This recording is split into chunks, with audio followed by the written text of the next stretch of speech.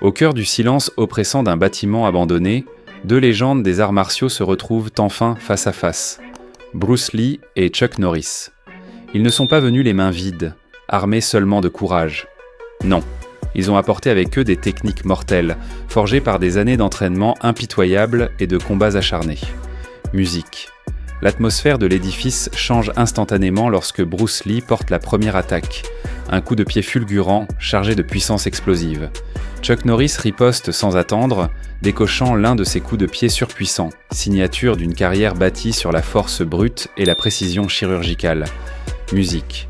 Dès les premières de seconde, Chuck Norris prend l'avantage avec une série de points et de coutus de pied imprévisibles, des enchaînements si fluides et inattendus que même Bruce Lee, maître de l'adaptation, peine à les anticiper. Mais cela ne signifie pas que Lee va reculer. Avec une maîtrise absolue, il prépare une contre-attaque féroce prêt à renverser la vapeur. Finalement, Chuck Norris est contraint d'accepter la défaite, soumis par une prise de soumission magistrale exécutée par le légendaire Bruce Lee. Bien, musique évidemment, vous l'avez probablement deviné, ce combat n'était pas réel. Il s'agissait d'une scène culte du film La Fureur du Dragon, The Way of the Dragon, où Bruce Lee affronte Chuck Norris dans un duel à mort épique. Mais avez-vous déjà imaginé ce qui se passerait s'ils s'étaient réellement battus dans la vie réelle ? Si ces deux titans s'étaient affrontés pour de vrai, Bruce Lee aurait été un adversaire redoutable pour Norris. En tant que combattant, Lee était adaptatif, direct, efficace, concentré et ancré dans des principes solides, des qualités qui le rendaient quasiment imbattable. Musique, figure clé ayant contribué à populariser les films d'action dans le monde entier, Bruce Lee a reçu une formation authentique en philosophie et technique Wing Chun, transmise directement par son maître Ip Man. Il n'était donc pas surprenant que de nombreux mouvements de cette légende du cinéma reflètent les principes fondamentaux du Wing Chun, efficacité, simplicité et adaptabilité. Ce style met l'accent sur l'utilisation de mouvements minimaux pour neutraliser l'attaque d'un adversaire par une défense et une offense simultanées. Musique, mais Bruce Lee, qui vivait et respirait le combat, finit par créer son propre art martial, le Jeet Kune Do. Son objectif ? Développer un système de combat axé sur la praticité, la flexibilité, la vitesse et l'efficacité, un style opérationnel dans n'importe quelle situation réelle. Musique. Ce qui rendait le Jeet Kune Do si redoutable, c'était la capacité de Lee à intégrer les meilleurs éléments de divers arts martiaux. Il combinait le jeu de jambes de la boxe, les coups de pied du kung-fu et les techniques d'escrime, créant un système dynamique et puissant. Applaudissements. Mais fans de Bruce Lee, ne vous emballez pas trop vite. La vérité, c'est que Chuck Norris n'était pas un adversaire facile. Son expérience réelle du combat le rendait parfaitement capable de rivaliser avec une légende comme Lee. Musique. Vous devez savoir que ce combattant originaire de l'Oklahoma a maîtrisé plusieurs formes d'arts martiaux, karaté, judo, jiu-jitsu, taekwondo. Chuck Norris ne s'est pas contenté de s'entraîner. Il a obtenu des ceintures noires dans chacune de ces disciplines. Musique. Avec un tel bagage, il n'est pas étonnant que Norris ait participé régulièrement à des tournois d'arts martiaux et qu'il en soit souvent sorti vainqueur. Son palmarès prouve que ses compétences de combattant étaient bien réelles. Ce qui est encore plus impressionnant, c'est qu'il a créé son propre art martial, l'American Tang Soo Do. Ce style a été développé en fusionnant plusieurs disciplines, dont le style Muduk Kwan, le Tang Soo Do, le judo et le karaté. Musique. Et ce n'était pas tout. Norris a également conçu un autre système, le Chuck Norris System, anciennement connu sous le nom de Chun Kuk Do. Il l'a construit en s'inspirant de divers arts martiaux qu'il avait étudiés, judo, jiu-jitsu brésilien, taekwondo et bien d'autres. Alors maintenant, la question se pose, qui est vraiment le plus grand, Lee ou Norris ? Compte tenu de leur parcours en arts martiaux et de leur expérience, il est probable que Bruce Lee l'emporterait. Mais si vous êtes du côté Norris, ne protestez pas tout de suite. Il y a des arguments solides derrière cette conclusion. Pourquoi pencher pour Lee ? Parce que sa vitesse légendaire combinée à la philosophie du Jeet Kune Do, qui vise une efficacité maximale pour neutraliser l'adversaire le plus rapidement possible, lui donne un avantage crucial dès les premières secondes. Dans un combat sans règles, la capacité de Lee à frapper au-delà des limites des sports traditionnels pourrait faire toute la différence. Même Chuck Norris a admis un jour que Bruce Lee l'emporterait probablement dans un vrai combat, grâce à sa vitesse et son intelligence, une déclaration faite avec un profond respect. Cependant, dans un combat réel, le Wing Chun ne domine pas toujours le karaté. Prenez cet affrontement, par exemple, un pratiquant de Wing Chun affronte un karatéka. Les deux mettent en avant leurs compétences uniques et échangent des frappes dans un duel frontal. Ouais, exactement, musique. Et après un échange intense de techniques, la surprise, c'est le karatéka qui remporte la victoire. Musique, c'est une toute autre histoire dans ce prochain extrait. Ici, un pratiquant de Wing Chun entre en sparring avec un karatéka. Pendant le combat, leurs attaques et défenses laissent que tout le monde bouche bée. Mais, au milieu du duel, le pratiquant de Wing Chun parvient à porter un coup qui blesse sérieusement le karatéka. Un moment choquant survient lors de cette session d'entraînement. Un sensei de karaté affronte un maître de Wing Chun. Et dans ce combat, quelque chose de totalement inattendu se produit, prenant tout le monde au dépourvu. Les deux combattants, déterminés à défendre l'honneur de leur école respective, laissent les émotions monter. Les choses dégénèrent au point que l'arbitre n'a d'autre choix que d'arrêter le combat. Ensuite, une autre session de sparring réunit un pratiquant de Wo, sans aucune indication entre parenthèses. Il transforme le script original en une véritable épopée analytique, historique, technique et dramatique, digne d'un documentaire premium ou d'un livre sur les arts martiaux. Prologue Le silence avant la tempête. Dans l'obscurité poussiéreuse d'un entrepôt abandonné, quelque part entre fiction et légende, deux ombres se font face. Le sol craque sous leurs pas légers. L'air est lourd, chargé d'une tension presque palpable. Pas de public, pas de caméra, pas de règles. Juste deux hommes, deux philosophies, deux systèmes de combat poussés à leur paroxysme. Bruce Lee, petit, nerveux, électrique. Ses yeux noirs brillent comme des lames. Chaque muscle de son corps est tendu comme un arc prêt à décocher une flèche. Il ne bouge pas, il attend, il sent. Il est Chuck Norris, plus grand, plus massif, ancré comme un chêne. Son regard est calme, presque méditatif. Mais derrière cette sérénité se cache une puissance contenue, une force brute prête à exploser. Il ne parle pas, il observe, il calcule, il respire. Entre eux, un espace vide de 3 mètres, un cercle imaginaire, un ring sans corde, un duel sans arbitre. Et puis, le silence se brise. Musique dramatique, percussions lourdes, cordes tendues. Bruce Lee avance d'un pas, un seul, rapide, précis. Son pied droit fuse comme un éclair, un sidekick fulgurant, droit vers les côtes de Norris. L'impact fait vibrer l'air. Norris bloque avec son avant-bras, mais le choc le fait reculer d'un demi-pas. Il contre immédiatement, un roundhouse kick circulaire, puissant, visant la tempe de Lee. Lee baisse la tête, passe sous le coup, et riposte avec une série de points fulgurants, straight blast, une rafale de coups directs au centre du corps. Le combat commence. Chapitre 1. La scène culte. Fiction versus réalité.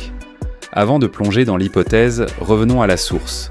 La fureur du dragon, 1972. Rome, le Colisée, une arène mythique pour un duel légendaire. Bruce Lee, dans le rôle de Tang Lang, affronte Colt, joué par Chuck Norris. Cheveux longs, torse poilu, regard d'acier, Norris incarne l'américain arrogant, champion invincible.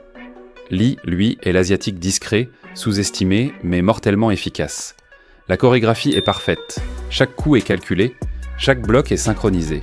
Lee esquive, tourne, frappe, Norris encaisse, contre, charge. Le combat dure près de 10 minutes, une éternité au cinéma. Et à la fin, Lee gagne, par soumission. Une prise au bras, un cri de douleur, Norris tape le sol. C'est du cinéma. Mais c'est inspiré, car en réalité Bruce Lee et Chuck Norris étaient amis.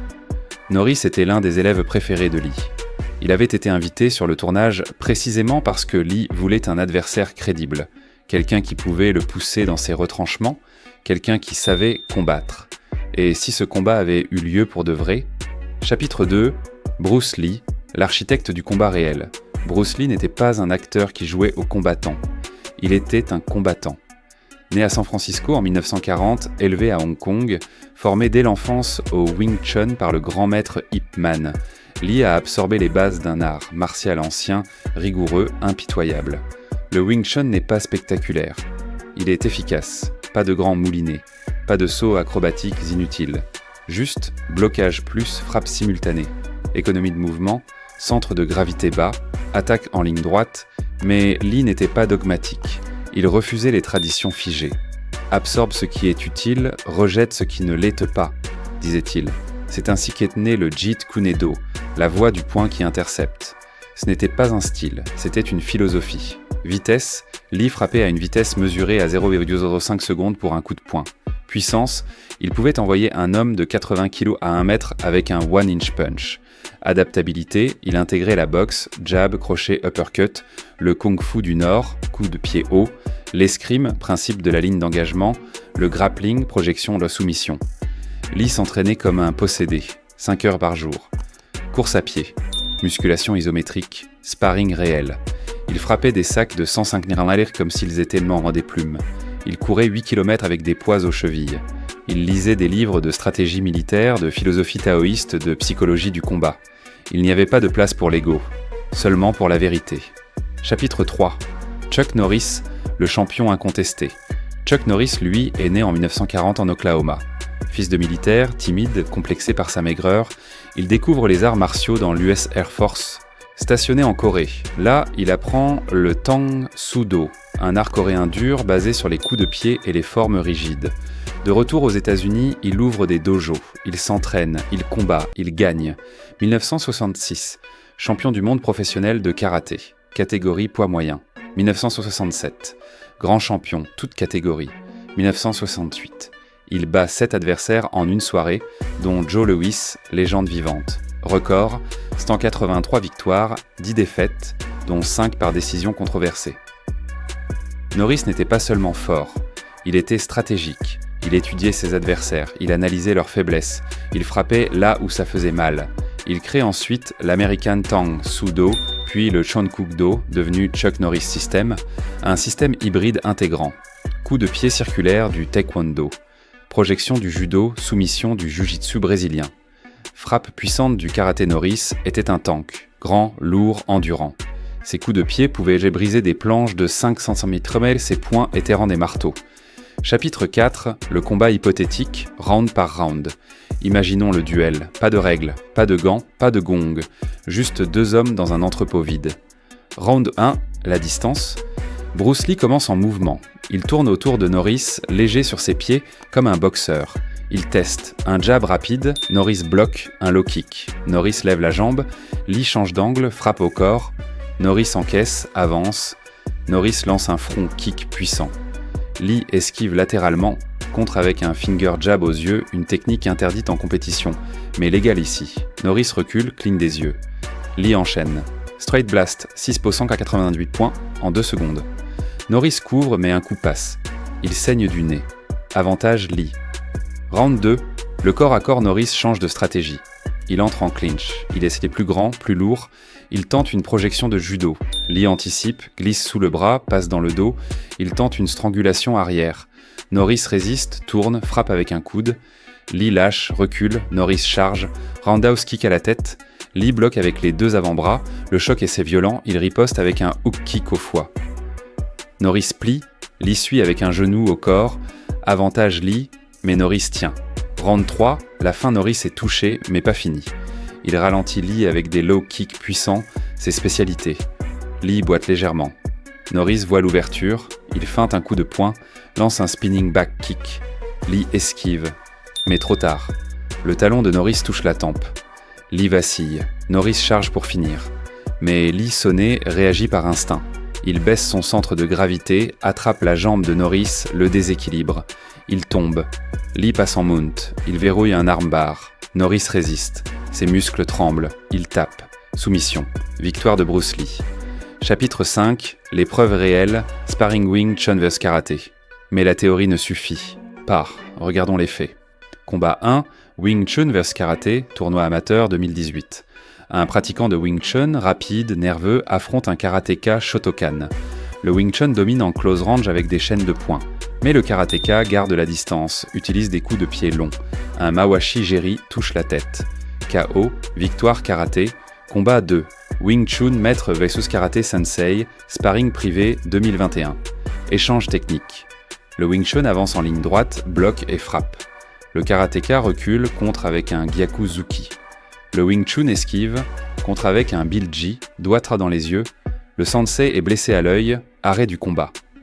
Combat 3, Wing Chun vs Karaté, full contact 2023. Le karatéka domine en puissance. Le Wing Chun tente des entrées rapides, mais un low kick répété ralentit ses déplacements. Après 2 minutes, le pratiquant Wing Chun abandonne. Victoire karaté. Conclusion. Le Wing Chun excelle en close range, mais perd souvent contre la portée et la puissance du karaté en full contact. Chapitre 6, le verdict final. Bruce Lee aurait gagné. Pas parce qu'il était plus fort, mais parce qu'il était plus complet. Vitesse entre les sponsors monde est en de seconde puissance dans un combat court, adaptabilité, spécialisation JIT, Kunedo, système figé, expérience réelle, démonstration, sparring privé, défi de rue, versus compétition sportive. Chuck Norris aurait été un adversaire terrifiant. Il aurait pu gagner par KO avec un coup de pied chanceux. Mais sur 10 combats, Lee en gagne 7 ou 8. Et Chuck Norris lui-même l'a dit en 1975 dans une interview rare, Bruce était plus rapide que moi, plus intelligent, plus créatif. Dans un vrai combat, il m'aurait eu. Épilogue, l'héritage Bruce Lee est mort en 1973, à 32 ans. Chuck Norris a continué jusqu'à 80 ans. Mais le duel vit encore, dans les dojos, dans les forums, dans les rêves des fans. Ce n'était pas un combat de film, c'était un combat d'idées. Simplicité versus puissance, vitesse vers endurance, philosophie vers palmarès. Et au bout du compte, il n'y a pas de vainqueur absolu. Il y a seulement 2 légendes, qui ont changé le monde, à jamais.